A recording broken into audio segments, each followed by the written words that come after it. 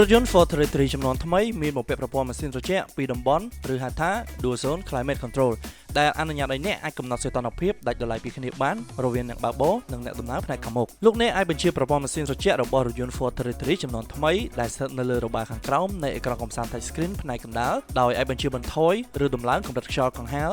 និងសីតុណ្ហភាពដោយផ្ទាល់បានតែម្ដងលោកអ្នកក៏អាចចូលទៅកាន់ផ្ទាំងគ្រប់គ្រងប្រព័ន្ធម៉ាស៊ីនត្រជាក់ទាំងមូលដែរដោយចុចលើរូបមនុស្សដែលស្ថិតនៅផ្នែកខាងក្រោមចំពោះរូបសញ្ញា LO ដែលមាននៅផ្នែកខាងឆ្វេងសម្រាប់អ្នកបើកបរនិងមាននៅផ្នែកខាងស្ដាំសម្រាប់អ្នកដំណើរផ្នែកខាងមុខគឺប្រើសម្រាប់កំណត់សីតុណ្ហភាពអាស្រ័យលើតម្រូវការរបស់អ្នកចំពោះរូបសញ្ញាអូតូគឺសម្រាប់កំណត់ខ្យល់ម៉ាស៊ីនត្រជាក់ដោយស្វ័យប្រវត្តិអ្នកក៏អាចចុចប៊ូតុងនេះនៅលើប្លុកបញ្ជាផ្នែកកណ្ដាលបានដែរចំពោះប៊ូតុងរូបរថយន្តមានសញ្ញាព្រួញត្រឡប់ខាងក្នុងគឺសម្រាប់បើកដំណើរការមុខងារប្រើប្រាស់ខ្យល់ខាងក្នុងរថយន្តចំពោះរូប AC គឺសម្រាប់ដំណើរការប្រព័ន្ធម៉ាស៊ីនត្រជាក់ចំពោះប៊ូតុង AC Max គឺសម្រាប់កំណត់កម្រិតម៉ាស៊ីនត្រជាក់និងកង្ហារខ្ពស់បំផុតចំពោះរូបមនុស្សគឺសម្រាប់កំណត់ទិសដៅខ្យល់ដែលក្នុងនោះអ្នកអាចជ្រើសរើសបាញ់ខ្យល់ទៅខ្លួននិងបាញ់ខ្យល់ទៅជើងផងដែរចំពោះរូបកង្ហារដែលស្ថិតនៅផ្នែកកណ្ដាលគឺសម្រាប់កំណត់ទៅលើកម្រិតខ្យល់តាមតម្រូវការរបស់អ្នកឬអ្នកក៏អាចចុចលើប៊ូតុងរូបកង្ហារតូចសម្រាប់បន្ថយកម្រិតខ្យល់កង្ហារឬប៊ូតុងកង្ហារធំសម្រាប់បន្ថែមកម្រិតខ្យល់កង្ហារនៅលើប្លុកបញ្ជាផ្នែកកណ្ដាលបានដែរចំពោះរូបរថយន្តមានបង្កប់អក្សរ ION សម្រាប់បើកដំណើរការមុខងារបន្សុទ្ធខ្យល់ក្នុងរថយន្តកម្រិត PM